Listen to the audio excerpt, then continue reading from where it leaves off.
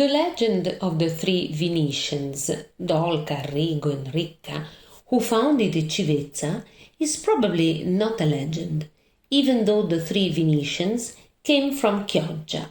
The Dolcas were nobles, the Arrigos were their servants, and the Riccas, probably originally from southern Italy and the countryside, were those who did the heavy work. On the facade of the church, you can still see a fresco that recalls Venice.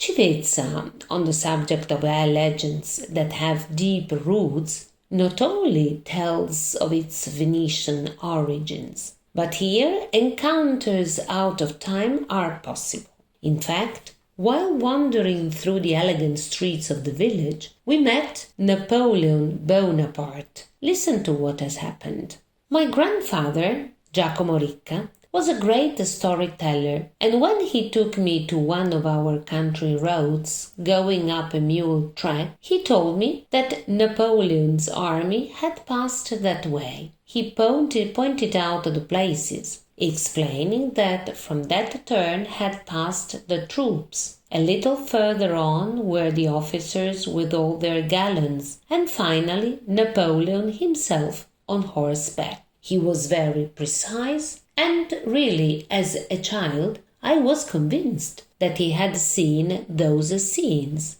Later, when I went to school, I discovered that Napoleon had indeed been there, but long before my grandfather was born. So I accused my grandfather of lying to me. He calmly replied that he had not lied, but had simply repeated to me what he had heard from his grandfather. Having ascertained that his grandfather was also born well after Bonaparte's passing, I accused him again, and again he told me that his grandfather had only repeated his grandfather's memories. The latter had probably really seen Napoleon. In short, in 3 short passages, thanks to the transmitted memories, I had seen Napoleon pass by. If you think about it, it's a really great thing. Our narrator told us another interesting story played out between reality and fantasy. On a side portal of St. Bridget's Chapel is an Agnus Dei carved in stone. In the collective imagination, this sculpture was considered the Gatta Mammona, a sort of monster.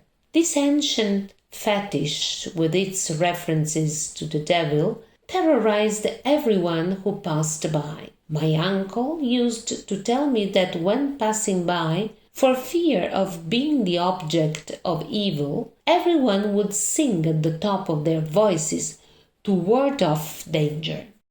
As Roberto explained about this Agnus Dei, transformed by the people into the Gatta Mammona, I might add that my generation was convinced that to avoid trouble, one had to kiss its bottom. So, when passing by, we did not sing, but ran, faster than writing, to avoid that unpleasant obligation.